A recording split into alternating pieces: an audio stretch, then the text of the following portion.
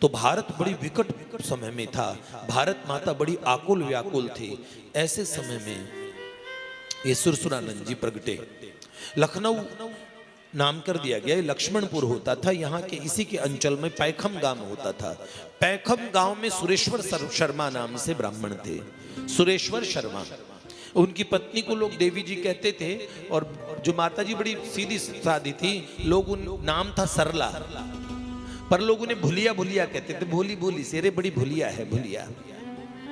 अब सोम का सोम से, डोम का डोम से भगवान संबंध जोड़ी देते हैं। तो ऐसा क्या हुआ, सुरेश्वर शर्मा जी और देवी जी की जोड़ी इतनी बढ़िया थी, खेत बटाई पे दे रखे थे, घर में गायें थी, गायों की सेवा किया करते थे। पंडित जी खुद सेवा करते थे, पूरा जितना वो जो जिस ठान में गाय रहती है उसे भुआरना। माता जी शाम को दीपक जलाती थी, अपने हाथ से चोकर करके खिलाते थे, रोटियां पो के गौ माता को खिलाया करते थे। इतना सब धोवन पसावन खुद पंडित जी महाराज करते थे। जंगल में गौ माता को लेके जाते थे, बाकी समय हर समय राम राम राम राम राम, दोनों पति पत्नी दोनों राम राम राम राम ऐसी ध्वनि के साथ में। घर से कोई अतिथि खाली नहीं जाता था। कितनी गाय उन्होंने दान में दी होगी। आने जाने वालों को किसी को सीधा देना, किसी को भोजन देना, सत्तू देना, सबकी सेवा करना। पति पत्नी ने बड़े लोगों की सेवा की, लोगों में प्रसिद्ध हो गए। एक बार माता जी अपने आंगन में बैठी थी, 5 पंडुक पंछी आए। पंडुक कौन से होते, कबूतर जैसा, हमारे राजस्थान में तो कमेड़ी बोलते थे। कमेड़ी गले में एक लकीर सी होती है, देखिए आप लोगों ने, पंडुक पंछी बोलते हैं उसको।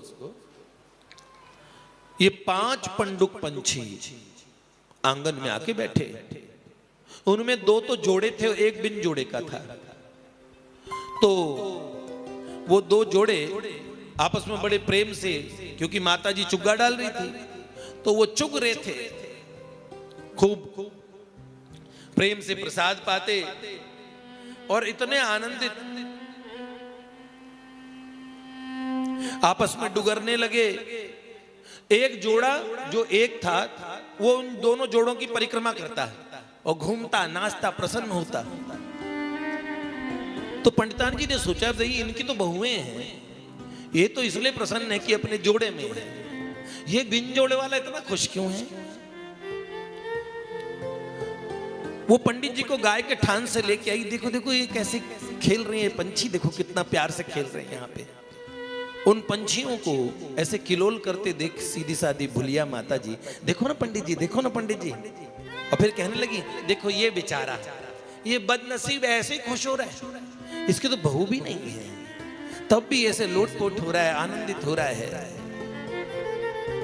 तो पंडित जी ने बड़ी सुंदर बात कही,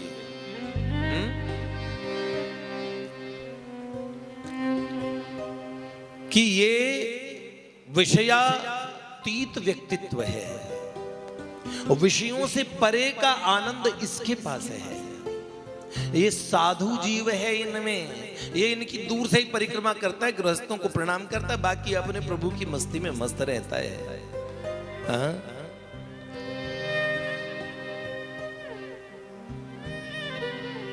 जैसे ये बात कही, उन्होंने बोला, पंडितानी जी, विषयों से परे का सुख बड़ा प्यारा होता है।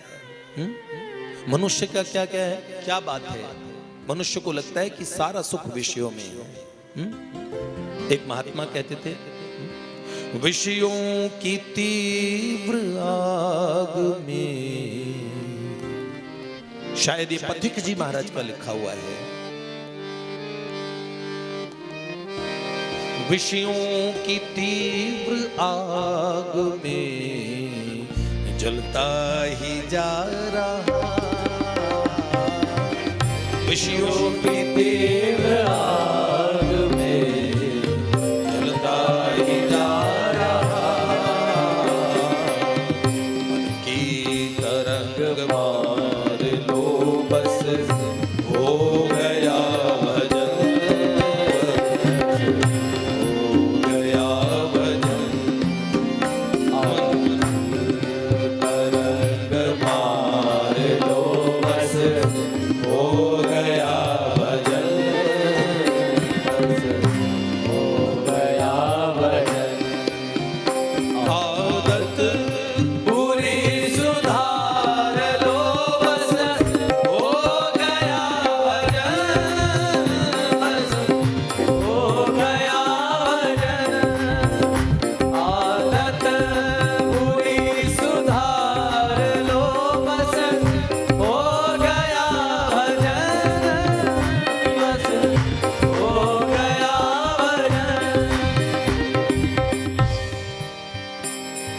दृष्टि में तेरी खोट है, दुनिया निहार ले।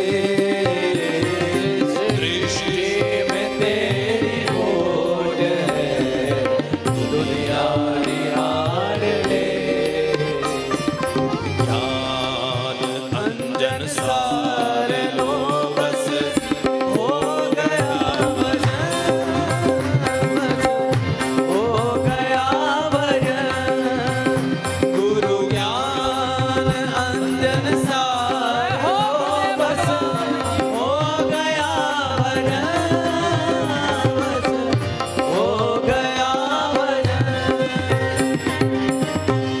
खुशियों की तीव्र आग में जलता ही जा रहा।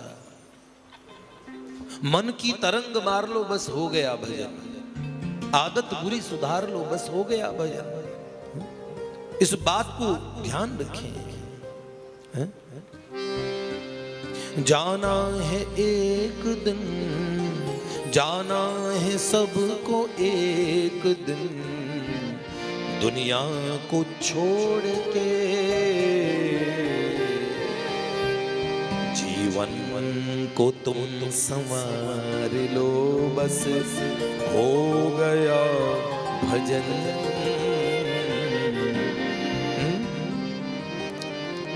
रिश्तों का मोह त्याग कर, हरि प्रेम में पगो। रिश्तों का मोह त्याग कर, हरि नाम को रटो। इतना मन विचार लो बस, हो गया भजन। बस हो गया भजन।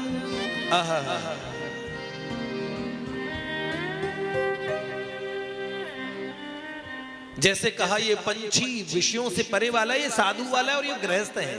तो ये साधु वाला बिन जोड़े के भी खुश है। इसका जोड़ा परमात्मा से लगा है, इसकी डोर भगवान से लगी है, इसका जोड़ा भगवान है। जैसे पंडित जी ने ये बात कही, वो पंछी लोटपोट होता हुआ फुर्र से उड़ा और बोला, सुखी रहो दंपति, दूध पूत से फूलो फलो, चौड़े चाले चलो। चौड़े होके चलो। और दंपति दूध पूत से फूलो फलो। संतान नहीं थे। पत्नी को उन्होंने समझाया, बड़े आश्चर्यचकित हुई। तो बोला कि देखो किसी को बताना मत। उन्होंने बोला पता तो लग जाता है लोगों को। बोले पर तुम मत बताना। अच्छा मैं नहीं बताऊंगी। और उस समय मां के गर्भ में आए जो हमारे चरित्र नायक है सुरसुरानंद जी महाराज, 12 महाभक्तों में से एक, भगवान रामानंदाचार्य जी की सुंदर पुनीत परंपरा की है। और वैशाख का कृष्ण नवमी थी, कृष्ण पक्ष की नवमी, और गुरुवार का दिन था। बालक का जन्म हुआ। माता पिता ने जैसे ही बालक का जन्म हुआ तो बच्चा गाया। कैसे रोया? राग लगाई बालक ने और राग में रोया। ये क्या हुआ? सब जाके प्रसूति गृह में जैसे देखने लगे तो बच्चा ऐसा स्वरों में रो रहा था, स्वर लगा लगा के सुंदर सुंदर रागों में। कभी राग भैरवी में रोता है, कभी मालकोश में रोता है। अरे ये बालक क्या? उसी समय लोगों ने कहा ये तो गायन आया, गायन। बच्चा देखा, बच्चा इतना सुंदर, तो लोग बोलने लगे तो गायन नहीं, ये तो भायण है। तो नाम रख दिया भायण कुमार। क्या नाम रखा? ध्यान से सुन रहे हो ना सब लोग, सो तो नहीं रहे। भगवान पूछेंगे अपने दरबार में कि मेरे भक्त की कथा मैं सुनता हूं और तुम भक्त चरित्र सुनने गए, तो भक्तों की बात ढंग से सुनी कि नहीं सुनी, या सोते ही रहे? तो बालक का क्या नाम रखा? कई लोग बोलते ए गायण कुमार, वो कई लोग बोलते भायण कुमार। बड़ा प्यारा लगा बालक। बहुत अच्छा उत्सव मना। धीरे धीरे बालक शुक्ल पक्ष के चंद्रमा की तरफ बढ़ने लगा। 1 साल का हुआ गली गली में लोग बालक को बुलाते हैं, बालक जरा रो तो लाला। वो बच्चा स्वर में रो देता, कोई चीज बोलता तो मानो गाता। ऐसे बड़े बड़े नेत्र, सुंदर सुंदर सी नासिका, हाय ऋतु तो सबका हृदय हर लेता है। लोग बोलते थे ये तो कन्हैया की तरह लगता है, कोई कहते हैं हमारा राम जी जैसा लगता है। लोग बड़ा लाड करते, बड़ा प्यार करते। गांव के लोगों में, पैखम गांव में वो बालक सबका प्यारा हो गया। लोग कहते भुलिया मां का भोला सा बेटा। बालक सबकी गोद में जाता।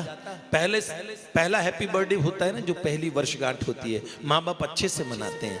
तो बड़ा भगवान का पूजन हुआ, देवताओं का पूजन हुआ।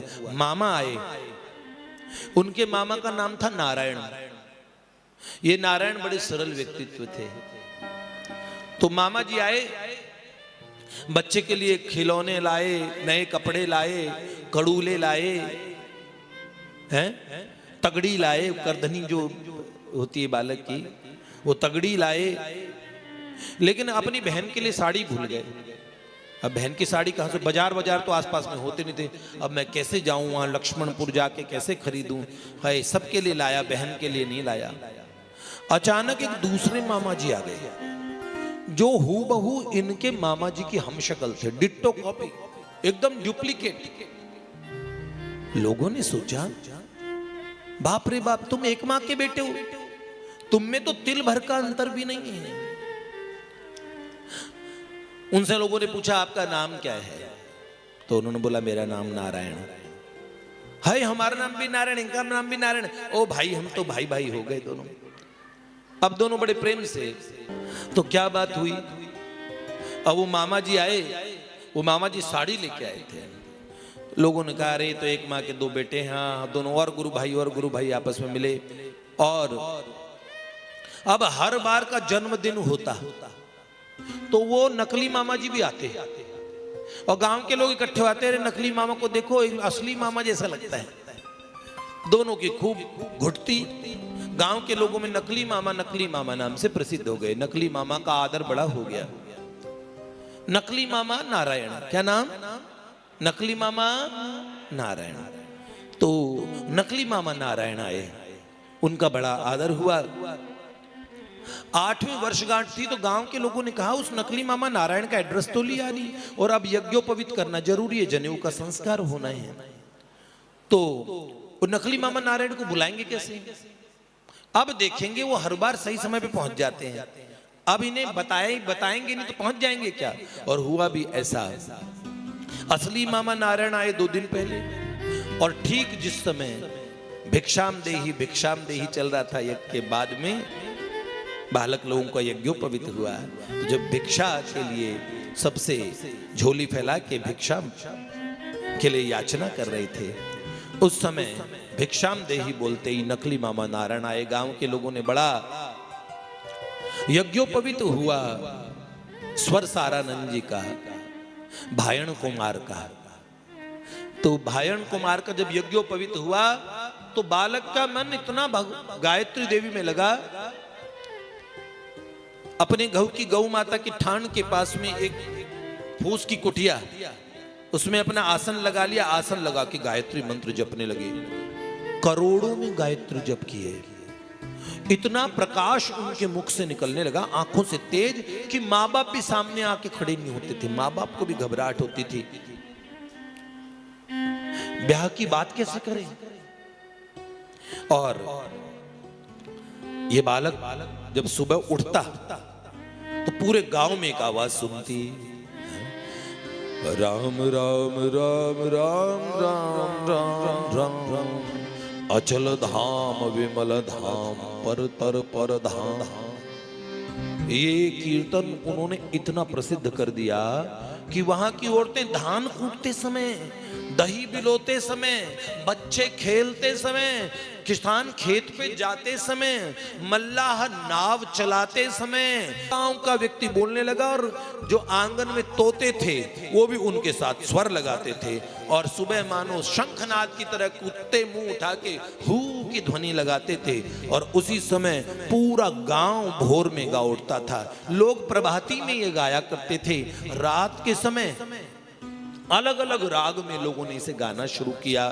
तो उस सुबह जब लोग जागा करते थे, उन जब लगा अरे भायण कुमार जग गए, लोग दर्शन करने लगे, एक संत के समान, पिता से ज्यादा आदर बेटे का होने लगा। और ये आवाज होती थी, आप भी बोल लो, उनका ये प्रसिद्ध कीर्तन है, राम राम राम राम राम राम राम, अचल धाम विमल धाम पर तर पर धाम, राम राम बोलो, सब बोलो, सब बोलो, पीछे तक सब बोलो, अचल धाम विमल धाम पर तर पर धाम, राम राम राम राम राम राम राम, अचल धाम विमल धाम पर तर पर धाम, राम राम राम राम राम राम राम, अचल धाम विमल धाम पर तर पर धाम, राम राम राम राम राम राम राम, राम राम राम राम राम, अचल धाम विमल धाम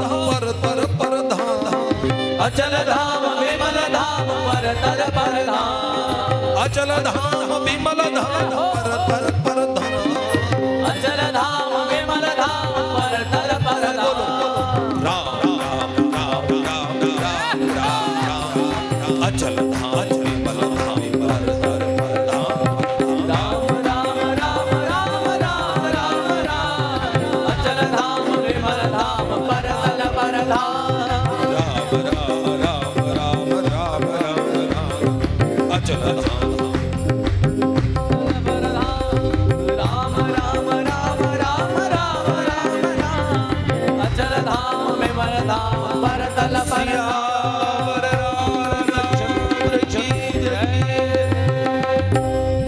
अब गायत्री माँ के प्रताप से ब्राह्मण का ऐसा तेज हो जाया करता था किसी समय,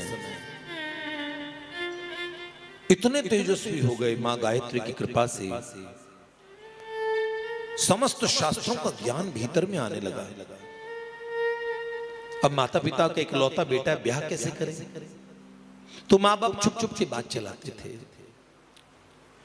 पड़ोस के गांव में एक कन्या सयानी हुई, उसके माँ बाप ने चर्चा की, हाय ये इतनी सुंदर है, अब इतनी सुंदर कन्या के लिए वो इतना सुंदर लड़का, और वो इतना विद्वान है, इतने चर्चे हैं, हमारी बेटी को तो वही लड़का मिल जाए तो बहुत बढ़िया रहे। ऐसा माँ बाप ने कहा, और बिटिया ने वो उनके दर्शन करने जाने लगे। उनका तेज देखा, मन ही मन माता पिता ने अनुमति दी ही थी। शूपनखा की तरह नहीं चुन लिया कोई भी जो मन आया वो, तुम सम पुरुष न मो सम नारी है। वो तो शूपनखा रावण की भगनी थी ना, दुष्ट हृदय दारुण जैसा अहिनी, पंचवटी सो गई एक बारा, देख विकल भाई जुगल कुमारा। दोनों भाइयों को सेट करने में लग गई। विकल दोनों में बावली, हाय तू भी चलेगा, तू भी चलेगा, तू भी चलेगा, ना कटा के आ गया। खाली राम जी से प्यार करती तो ये प्रॉब्लम ही नहीं होती शूपनखा को। भगवान नाक थोड़ी काटते प्यार करने के बदले में। संसार से और भगवान के प्रेम में पजल रहोगे तो खुदा मिला न विशाले सनम, न इधर के रहे ना उधर के रहे। अब वो तो अपने माँ बाप की अनुमति से गई थी और उसने मन ही मन पति मान लिया। अब ये इसने मन ही मन चुन लिया उनको। माता पिता रोज भेज देते वहां पे, अब वो वहां जप करते, उस जगह ये माता जी जाके बैठ जाती। अब ये बहन जी बैठती थी, जाती थी, दर्शन करने ही जाती थी, वो भी अपने राम नाम लेके जप ही कर लिया करती थी। आज तक ध्यान से जप करने वाले स्वर सारानंद जी, भायण कुमार का मन अभी तक तो भगवती में लगा था, थोड़ा थोड़ा मन विचलित होने लगा, ध्यान भटकने लगा। मंत्र से ध्यान भटक के उस सुंदर कन्या में जाने लगा। यहां बहुत बड़ी गड़बड़ हो गई है। और जैसे ही ये मन में आया कि मैं परिचय पूछूं, आप कहां से आती हैं, मैं आपसे बहुत प्रभावित हूं। दोनों के मन में ये बात आई। उसी समय नकली मामा नारायण तत्काल आ गए। तो जल्दी से दंडवत की नकली मामा को, और नकली मामा ने कुछ कान में कहा कि बेटा मैं हूं नकली मामा, पर बात असली बताता हूं, सुनो। पंचगंगा घाट पे चले जाना, काशी चले जाओ, ठीक है? अभी तुम्हारा सफर बहुत लंबा है और इन सब में मत फंसो। अभी समझाया। जैसे वो बोला जाने लगी तो वो बेचारी दरिद्रा, वो छोरी भी दौड़ के उन मामा जी के चरणों में पड़ी। उसी समय मामा जी अंतर ध्यान हो गए, अदृश्य हो गए। इधर गायत्री का जप उसी दिन पूरा हुआ था। गांव में यज्ञ भंडारा वगैरह करवा के और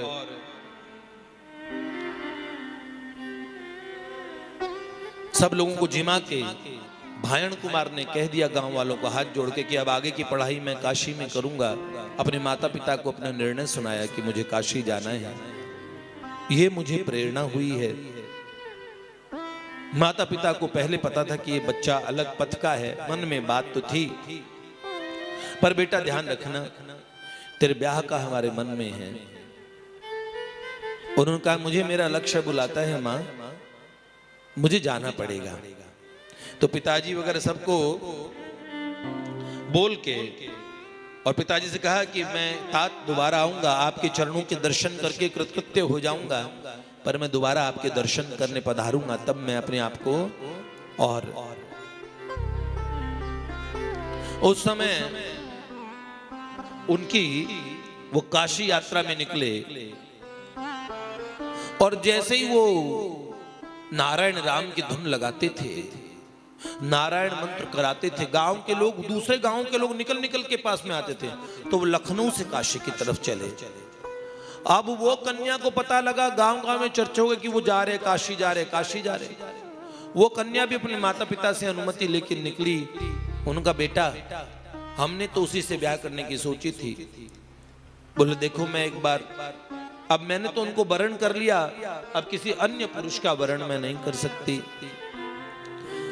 तो बेचारी बहुत दरिद्र परिवार से थी, निर्धन परिवार था, निर्धना थी। एक पड़ोसन ने नए वस्त्र दे दिए और सत्तू पिसान दे दिया कि रास्ते में सत्तू पा लेना। तो सत्तू लेके निकली। भगवान ने बड़ी सहायता की।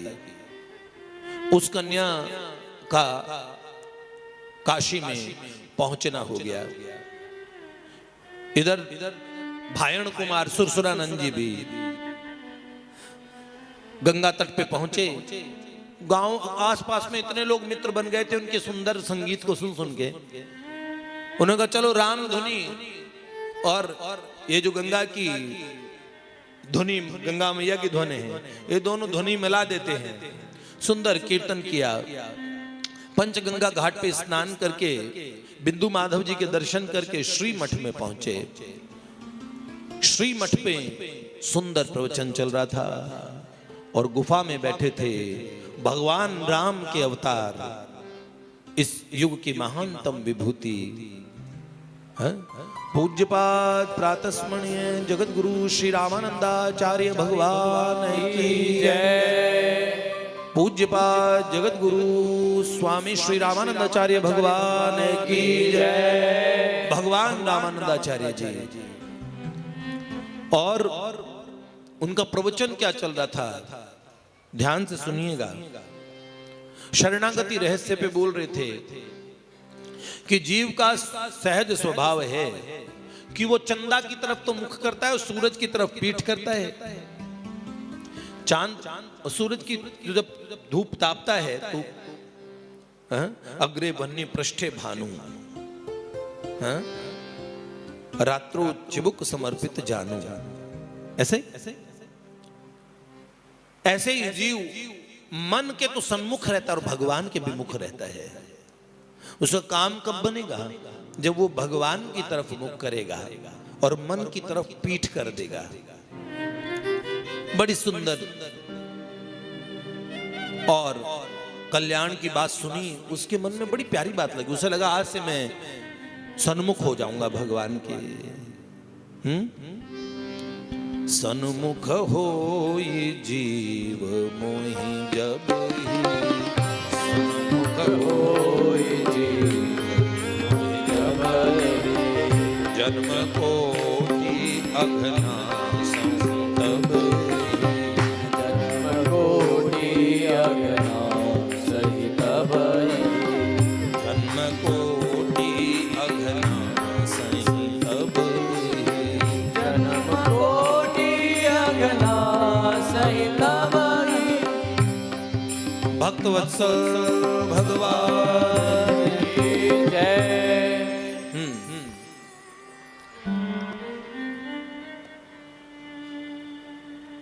सत्संग समाप्त हुआ और तभी दीपक जला और दीपक की रोशनी में गुफा में बैठे भगवान रामानंदाचार्य जी के दर्शन हुए। हाँ मेरे आचार्य, मैं तो सदा से इनका था, ये मेरे थे, हे मेरे प्रभु। और तभी शंख बजा। उन्होंने कह दिया, दीपक की रोशनी में दिव्य दर्शन करके आचार्य को देख के इतने विभल हो के बोले अपने मित्रों से, अब मैं नहीं जाऊंगा कहीं, मेरे को तो ठिकाना मिल गया, पायो परम विश्राम, मेरी तो ठौर मिल गई, अब मैं अपने गुरुदेव के पास रहूंगा, मैं तो यहीं रहूंगा। स्वामी जी महाराज ने बड़े गौर से देखा, उन्हें इतने सुंदर साधु पहले कभी नहीं देखे थे। खुद भायण कुमार इतने सुंदर थे, पर ऐसा लगा स्वामी जी महाराज जगत गुरु रामानंद भगवान को देखा तो लगा भगवान खुद साधु के रूप में बैठे हैं और एक बड़े गंभीर कमल के समान सुंदर नेत्र, ऐसा भगवान का प्रकांड शरीर। तो श्री रामानंद भगवान ने देखा, मुस्कुरा रहे थे, पूछा परिचय दीजिए। तो भायण कुमार चरणों में लिपट गए, बोला स्वामी जी मुझे मेरे नकली मामा नारायण ने भेजा है, मैं नहीं जानता, आप बताइए ना वो कौन है, ऐसे अचानक से आधमकते हैं। उन्होंने मुझे कहा पंचगंगा घाट पे चले जाना और श्री रामानंद स्वामी भगवान से मिलो, ऐसा मुझे कहा। स्वामी जी ने कहा धीरे धीरे सब पता लग जाएगा, जल्दी क्या है, वो कौन है। और तभी स्वामी जी महाराज ने शंख बजाया, जो मुर्दों को जीवित कर दे, सचर को अचर, अचर को सचर कर दे। शंख बजते ही समाधि लग गई, समाधि में बड़ी सुंदर वाणी सुनी। वो वाणी इतनी सुंदर थी और कहा प्यारे मैं तुम्हारा तुम मेरे। ये शंख ध्वनि सुनने के बाद उनको कान में अंतःकरण में सुना और उस ध्वनि ने कहा देखो तुम पिछले जन्म में ब्याह करना चाहते थे, विवाह करना चाहते थे, मैंने समझा के रोक दिया था तुम्हें। इस कलयुग में मेरा विचार है कि पहले तुम्हारी वो ब्याह वाली इच्छा पूरी कर दूं। तुम तो सदा से मेरे अत्यंत प्रिय हो। आंख खोली, मैं कौन हूं, मैं कौन हूं। जिस दिन जीव के मन में यह आता है अथा तो ब्रह्म जिज्ञासा, मैं कौन हूं की खोज। देखो हम कहते हैं, ये बात मैं अक्सर कहता हूं, लोग आईपॉड आईपैड इसकी बात करते हैं, आईफोन रखते हैं, पर आई को नहीं जानते हैं। आप कौन, मैं पोपटलाल। अरे पोपटलाल तो तुम्हारा नाम है, हैं? लगता है कि नहीं लगता। नाम को खुद समझ लिया है, शरीर को अपनी पहचान समझते हैं। हम बड़े सेल्फिश हैं, वो बंदा बड़ा सेल्फ सेंटर्ड है। सेल्फ सेंटर्ड क्या होता है भैया? लोग कहते हैं भाई साहब जमाना आ गया, महाराज जी के साथ सेल्फी ले लूं, महाराज जी सेल्फी सेल्फी सेल्फी होता ना। सेल्फी का इतना चाव होता है। एक बहन देखो, एक जना तो सेल्फी ले रहा था पहाड़ एक किले से और लटक के ऐसे सेल्फी ले रहा था, नीचे गिर गया। एक जना ट्रेन आ रही है उसके पास सेल्फी ले रहा था, कट गया। और एक बहन मधुमक्खी के छत्तों में मुंह दे के सेल्फी जैसे ही ले रही थी, जब वो बाहर आई ना तो रामायण सीरियल के सुग्रीव जी की तरह लग रही थी। खुद नहीं पहचान पा रही, सेल्फ को भूल गई। सेल्फी का बड़ा चाव होता है, सेल्फ को जानते नहीं है। तो मैं कौन हूं कि बड़ी उस समय सचैल स्नान कर रही थी जिस समय ये स्वामी जी से मिल रहे थे। तो वहां गंगा जी में स्नान करके भीगे वस्त्रों में, उनके पास एक ही वस्त्र था जो उन्होंने पहन रखे थे, वो कन्या जो ब्याह करना चाहती थी इनसे और वो श्री मठ में प्रवेश करना चाहती थी, उसे पता भी नहीं कि भायण कुमार यहां है। उसे पता लगा बहुत बड़े संत, भगवान का अवतार हुआ एक संत के रूप में, तो स्वामी जी महाराज के दर्शन करना चाहती थी, पर आश्रम में घुसने की मनाही थी कि भाई ब्रह्मचारियों का, साधुओं का आश्रम है, बाहर स्वामी जी सत्संग इत्यादि में दर्शन देंगे, वहां दर्शन कर लो, लेकिन यहां नहीं। तभी भायण कुमार के नकली मामा नारायण आए, उन्होंने वो वस्त्र, नए वस्त्र, नई साड़ी और उसको भेंट की और कहा बिटिया ये पहन लो, ये भीगे वस्त्रों में न जाओ। तो उसने वो वस्त्र बदले। उसके बाद में पूज्यपाद अनंतानंद जी महाराज ने देखा, उसके आंखों में झरझर आंसू बह रहे, बेचारी दुखियारी है, बेचारी दुखियारी को स्वामी जी से मिलवा दो। तो स्वामी जी से मिलवाने अनंतानंद जी महाराज गए और जैसे ही वो स्वामी जी की गुफा के सामने गई, गुफा का पर्दा हटा,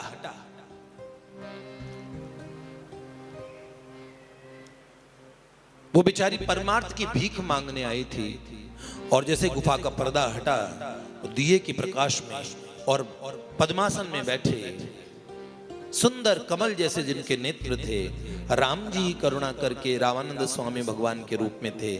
और ऐसे उन्होंने गौर से देखा, उस कन्या ने सांचल, आंचल से प्रणाम किया और प्रणाम किया, जैसे ही सांचल प्रणाम करते ही उन्होंने, स्वामी जी महाराज ने बोला सौभाग्यवती भव। उन्होंने कहा गुरुदेव मैं तो परमार्थ की भीख मांगने आई थी, भजन की कामना के लिए आई थी कि मेरा परमार्थ का मार्गदर्शन करे, मैं भगवान का भजन करूं, ये आपने मुझे सौभाग्यवती का आशीर्वाद दे दिया। उन्होंने कहा गृहस्थ होके भगवान का भजन करो, फिलहाल में तुम्हारे लिए यही प्रेरणा है और यही आदेश है।